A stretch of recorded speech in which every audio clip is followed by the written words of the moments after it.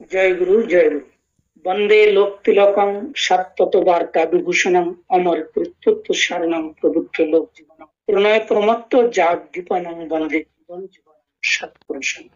পরমারাধ্যা জগৎ জননী জগৎ লক্ষ্মী শ্রী শ্রী বড়মা, পরম পূজ্যপাদ শ্রী শ্রী বড়দা, পরম পূজ্যপাদ শ্রী শ্রী আচার্যদেব, অবিনবাবু সহ ঠাকুর পরিবারের প্রতি প্রত্যেকের প্রতি রইল আমার আগুনি শত শত প্রণাম। পরমপিতা অসীম, তার কথা অসীম। সে যে বিশ্বের পরমপিতা, বিশ্বের যে মালিক, তার যে লীলা খেলা, সে যে অপূর্ব লীলা খেলা, সেই অপূর্ব লীলা খেলার ভিতর দিয়ে আমি যে কিছু তার কথা বলতে পারবো, সেটাই আমার সৌভাগ্য হবে। জানি না বলতে পারবো কি না পারবো। যদি সে বলাই নেয় তাহলে হয়তো আপনারা কিছু শ্রবণ করতে পারবেন। আমি শুধু চেষ্টা করে যাব, নাম করছি তারই, যেন আমি কিছু বলতে পারি। সে তাই তো বলেছে, সর্বপ্রথম আমাদের বিভিন্ন গ্রন্থ আদির পূর্বেই তিনি খুব সুন্দর একটা আশীষ বাণী লিখেছে। আমার বলাগুলি যদি তোমার শুধু কথা ও চিন্তার খোরাক মাত্র হয়, করার বা আচরণের ভেতর দিয়ে সেগুলিকে যদি বাস্তবেই ফুটে তুলতে না পারো, তবে পাওয়া যে তোমার তমসাচ্ছন্নই রয়ে যাবে, তা কিন্তু অতি নিশ্চয়। পরমপিতা সেই হিমায়তপুর থেকে দেওঘর পর্যন্ত যে লীলা খেলা তিনি আমাদের সামনে রেখেছেন, সেই শুরু থেকেই তিনি আমাদের উত্থানের জন্য, আমাদের মঙ্গলের জন্য আচরণ করে ভিন্ন ভিন্ন মাধ্যমে, ভিন্ন ভিন্ন বাণীর মাধ্যমে, ভিন্ন ভিন্ন কীর্তনাদির মাধ্যমে আমাদের বহু আদেশ নির্দেশ, বাণী, কীর্তন সবকিছু আমাদের কাছে, আমাদের সামনে দিয়ে গেছে।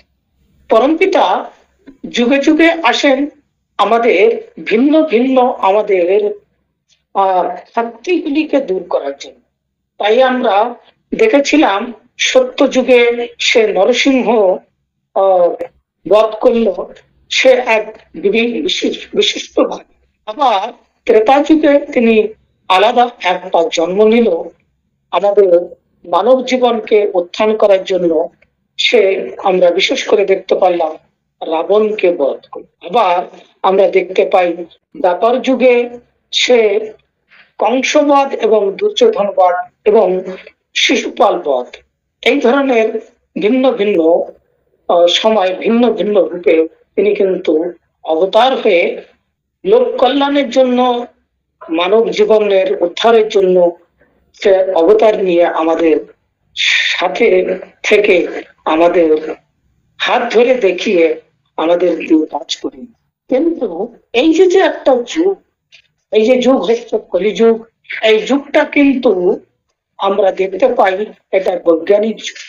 এই যুগে বধ আদির জন্য ভিন্ন ভিন্ন বৈজ্ঞানিকরা বোমা আদি তৈরি করেছে। সেটার দিকে আমি যাইতে চাচ্ছি না, আমি বলতে চাচ্ছি ও সমস্ত তো হবে বধ, কিন্তু বশ করাটা সব থেকে বিশেষ দরকার। যে সমস্ত বধের জন্য বোমা আদি তৈরি হয়েছে, সেই বোমা আদি যারা নাকি গ্রহণ ব্যবহার করবে, তাদের মন মস্তিষ্ক যদি বসে থাকে, তাহলে কিন্তু এই দেশটা, এই দুনিয়াটা, এই যুগটা ম্লেচ্ছ হবে না।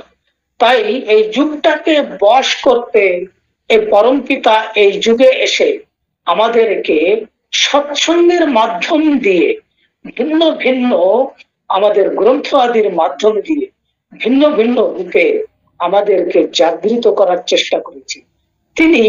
এবং তার সম্পূর্ণ এই সৎসঙ্গ পরিবার একের পরে এক আচরণ করে মানব কল্যাণকে, মানব জীবনকে আচরণ করে দেখাচ্ছে।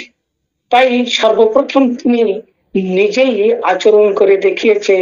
পরবর্তীকালে আমরা দেখতে পেলাম পরম পূজ্যপাদ শ্রী শ্রী বড়দা, তিনিও পরমপিতা যে রাস্তা আমাদের উত্থানের জন্য, আমাদের মঙ্গলের জন্য দেখিয়ে গেছে, সেইটাকে এক এক করে সুন্দরভাবে আমাদের সামনে রেখেছে। ওই যুগে মানে বর্দার যুগে একটা ধাপাধাপি ছিল হচ্ছে আমাদের দীক্ষা। দীক্ষা যত বেশি হবে তত কিন্তু আমরা পরমপিতার যে আদেশ নির্দেশ এবং আচরণ সেগুলি আমরা পালন করে সুস্থভাবে জীবনযাপন করে ভালো থেকে ভালো মানুষ হতে পারি। সেই সমস্ত জন্য দীক্ষা কিন্তু খুব একটা, শিক্ষা এবং দীক্ষা এটা খুব একটা আবশ্যকতা ছিল, জরুরি ছিল, দরকার ছিল।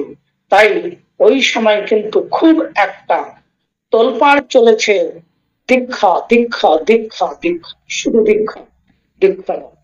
এইভাবে পরবর্তীকালে আমাদের দাদা, জানাকে আমরা বলে থাকি পরম পূজ্যপাদ শ্রী শ্রী অশোক, তিনি কিন্তু ওই অসি ধরে আরো কিন্তু ওই দীক্ষা বাড়ালো, বাড়াতে বাড়াতে বাড়াতে বাড়াতে এখন আমরা জানি এই দুনিয়ার ভিন্ন ভিন্ন দেশে অসংখ্য কোটি কোটি আমাদের দীক্ষিত অশোক দাদা নিজের ভূমিকা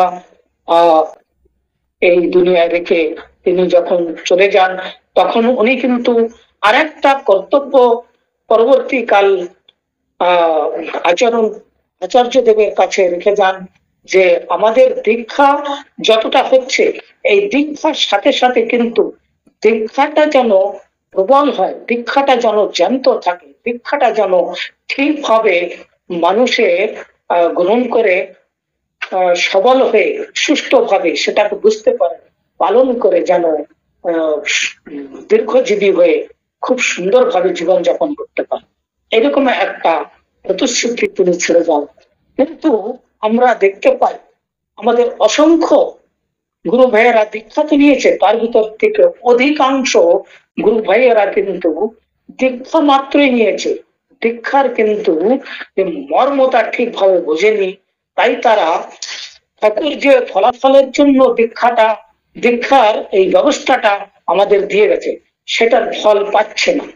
তাই অশোকদা এই অসিটা দিয়ে গেলেন যে বর্তমান আচার্য দেবের কাছে, যে আমাদের কিন্তু দীক্ষাটা যেন ঠিকভাবে হয় এবং যারা দীক্ষার থেকে দূরে সরে গেছে তাদের কিন্তু আবার আমাদের এই মুখ্য মুখ্য রাস্তায় আনতে হবে।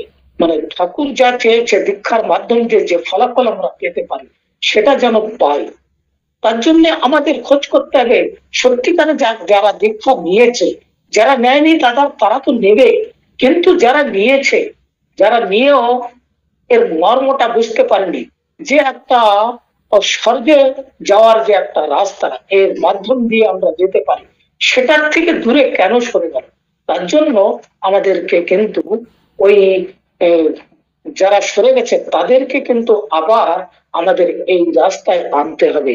সেই ধরনের একটা প্রতিশ্রুতি দিয়ে গেলেন, তাকে নাম দেওয়া হলো দীক্ষাপত্রের জবাবদারি। দীক্ষাপত্র মানে দীক্ষার মাধ্যম দিয়ে যে প্রতিশ্রুতিটা আমরা নিয়েছিলাম এবং আমাদের ঋত্বিক দেবতারা দিয়ে থাকে যে দীক্ষার মাধ্যম দিয়ে আমরা কিন্তু এই রাস্তায় যাইতে পারবো, স্বর্গের রাস্তা আমরা গ্রহণ করতে পারবো। সেটা যদি আমরা সেই দীক্ষার মাধ্যম দিয়ে যদি সেই কর্মগুলি না করি তাহলে সেই রাস্তাটা আমরা অবলম্বন করতে পারবো।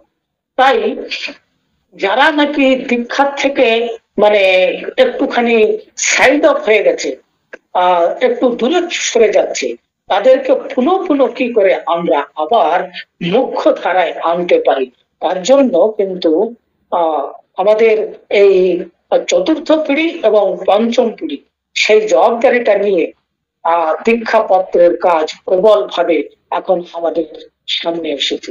তার জন্য কিন্তু আমরা প্রত্যেকে জবাব, এক সময় আমরা জানতাম দীক্ষার জন্য এবং ঠাকুরের কাজের জন্য ঋত্বিকগণ এবং যাজক অধৈর্য এনাদের জবাবদারি, আমরা শুধু নাম ধ্যান আদি করব, যাজন করব, যাজন।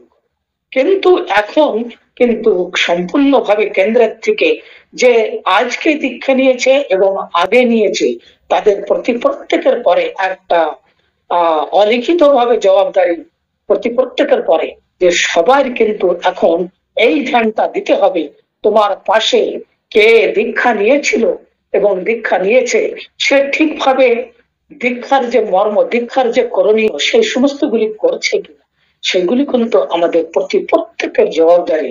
সেটা আমরা যেন সকলে মিলে একসাথে হয়ে সেই কর্মগুলো একসাথে করে আবার সবাইকে মুখ্য ধারায় আনতে পারি এবং সবাই যেন ঠিক ভাবে আমরা পরমপিতা যে রাস্তাটা দিয়েছে, যজন যাজন ইষ্টভৃতি সস্তয়নী সদাচার, এই সবগুলি যেন আমরা ঠিকভাবে করতে পারি। তার জন্য আমাদের পরে একটা বড় দায়িত্ব চাপিয়ে পড়েছে। সত্যিকারে এটা আমাদের একটা আশীর্বাদ। এই আশীর্বাদের জন্য কিন্তু আমরা আমাদের এই নরকীয় জীবনটাকে স্বর্গীয় জীবন করতে পারবো। তাই যখনই আমরা আমাদের ভেতর দিয়ে যে দাদা এবং মায়েরা কোন দুঃখ দৈন্য নিয়ে যখনই দেওঘরে যায়, তখন সর্বপ্রথম কিন্তু তার উত্থানের জন্য তাকে একটা খুব সুন্দর একটা আশীর্বাদ দিয়ে দেয়, তুমি দীক্ষা পত্রের কাজ করো, ডিপি ভর করো, দেখবে তোমার যত দুঃখ দৈন্য আছে, যে ধরনেরই ক্লেশ তোমার জীবনে আছে, তোমার বংশে আছে, সেটা কিন্তু তোমার এর মাধ্যম দিয়ে এই যে এত বড় একটা আশীর্বাদ, সেই আশীর্বাদ সত্যিকারে যারা করেছে করতেছে তারা কিন্তু প্রত্যেকের লাভ পাচ্ছে।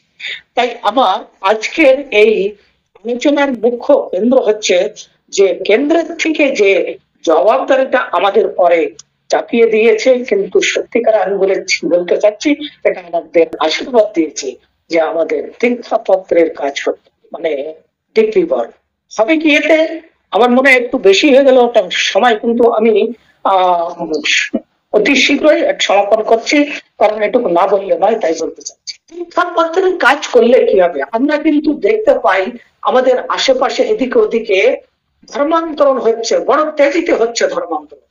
তো এই ধর্মান্তরণের থেকে বাঁচার জন্য আমরা যদি আমাদের যে গুরু ভাইয়েদের দীক্ষা হয়েছে তাদেরকে আমরা আমাদের ট্র্যাকে, আমাদের রাস্তায়, আমাদের পরম পিতার অসিটা ধরিয়ে দিতে পারি, তাহলে আমার একটা পরম বান্ধব, আমার একটা পরম ভাই, আমার একটা গুরু ভাই, সে আমার সাথী হলো। আমরা সকলে মিলে এই দুনিয়াটাকে আরো সুন্দর করে গড়ে তুলতে পারবো। এই যে আমি নিজে ভালো থাকবো এবং সে ভালো থাকবে, তার জন্য আমার নিজের কর্তব্য আমি যেন তাকে হাত ধরে, সে যদি অন্ধকারে থেকে থাকে সে অন্ধকারের থেকে আমি উজালার দিকে আনার চেষ্টা করব। আর আমার এই প্রয়ত্নতে, আমার এই কোশিশে, আমার এই কর্তব্যতে পরম পিতা কিন্তু আমার ঠিক উপরে যে অন্ধকার আছে তার উপরে হয়তো আমি আছি, আমার উপরে পরম পিতা কিন্তু হাত ধরে আমাদের সবাইকে উপরে ওঠানোর জন্য হাত বাড়িয়ে আছে। তাই আমাদের প্রত্যেকের দরকার আমার হাতটা আমি আরো যে গুরু ভাইটা সরে গিয়েছে তাকে যেন টেনে আনতে পারি পরম পিতার চরণের দিকে। বন্দে পুরুষোত্তম, বন্দে পুরুষোত্তম, বন্দে পুরুষোত্তম।